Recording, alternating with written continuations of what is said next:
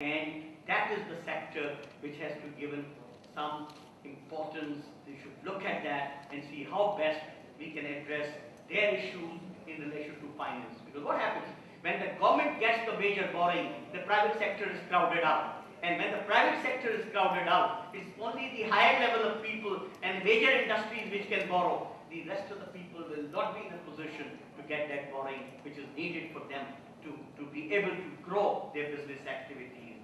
And the next and last item, make country fertile for investment by improving governance and markets and emphasizing on productivity and efficiency. I wish it happens, because whatever public expenditure is made, it is the known fact that the efficiency and productivity of that expenditure is 30 to 35%.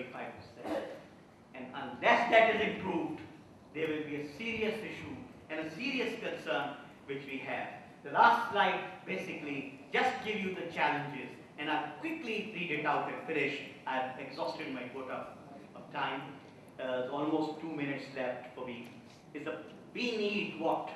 Marshall Plan for improvement of governance. At all levels. At all levels. 90% of our problems are bad governance. 90% of our problems are caused by bad governance. We'll have to make sure that we sustain the growth momentum. What we are trying to do, we are in a fund stabilization plan, and naturally macroeconomic stabilization is the priority which is being forced on us. But for a country like Pakistan, it is not that paradigm which will work only. Yes, it doesn't mean that you go for a 9% deficit, fiscal deficit. That won't work either. You will have to have a balanced approach between a supply side and a demand side situation, whereby you have a reasonable level of basically the fiscal deficit, but then allocate resources to the right sectors, to the right areas, which I've said, HR, governance, these are very important situations. Addressing the structural problem in energy. Now it's very, very important. There's a 5,000 megawatt shortage on a peak period situation. There's a 5,000 megawatt shortage in the country.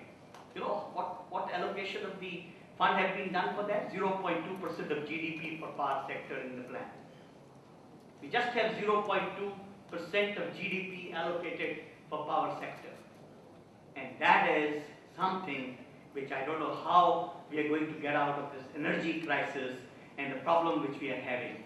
We have to have the structural problem sorted out of this energy sector with a fair planning of that. Agriculture, we have to work on it, as I've said already, and the export sector. We'll have to work on job creation, which is a challenge, the poverty alleviation, both by preparing people to be employed. They provide them more opportunities to be employed rather than dole outs to them, and improving social indicators and enhancement of efficiency of those safety nets. Whatever you're expending on the poor, let it be fully, properly, and effectively utilized in the normal way. Equitable distribution of resources, supply, and harmonious relationship between the Federation and the units. There have been a very good development this year, where a National Finance Commission Award has been able to generate a situation where 57% higher resources will be diverted from the federal government to the provinces. I am concerned about one thing. It is an extremely good development. But you know what contribution the provinces make in the resource generation? Just 5%. Their resource generation is just 5% of the provinces. What I am worried that with these funds coming to the provinces, what sort of plans they have in place to utilize these additional funds for the purposes of the areas we have talked about, because that's what is to be looked at. If the complacency sets in that will not generate any more resources and will be able to just utilize these funds, and there is a wastage on that, there will be a serious repercussion in the medium to long term which will come.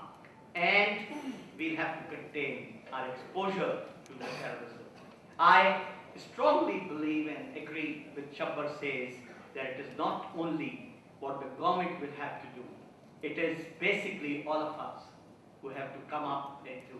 What we have to do is to build, because there is, as I said, there is a silent revolution going on in the country in terms of certain institutions playing a rather more proactive role than what they were playing earlier, at times going beyond their jurisdictions, which will balance out in an overall longer period. But at least we have come to a point that before any paper is finally signed for anything, it is in the press, it is in the electronic media, and everybody knows that whether something right is being done or wrong being done.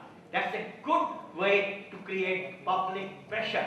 And that is what I fully support when Chabbar says, that the consumer pressure will have to come up when we talk of smuggling, when we talk about non-transit trade, when we talk of the under-invoicing, all those areas, if we are in a position to create that public pressure in a proper way and proactively contributing for the benefit of, which is our country. It is our country.